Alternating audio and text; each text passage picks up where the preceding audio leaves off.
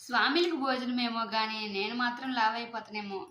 దాదాపు 9 ఏళ్ల నుంచి ఒకే వెయిట్ మెయింటైన్ చేస్తున్నాను. కానీ స్వాములకు భోజనం పెట్టి వాళ్ళు మిగిలింది నేను తినేస్తే మామూలుగా లావు అవ్వను.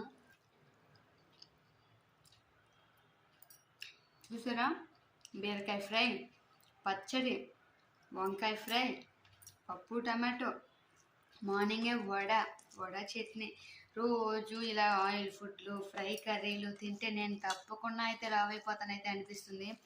నేను చేసే పని కన్నా తిండే ఎక్కువైపోద్దేమో.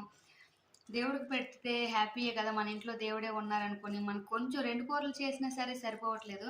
సో నాకు ఇంకా పెట్టాలి అనిపిస్తుంది. స్వాములకి ఏమైనా కష్టపడి ఇష్టంగా చేయాలైతే అనిపిస్తుంది.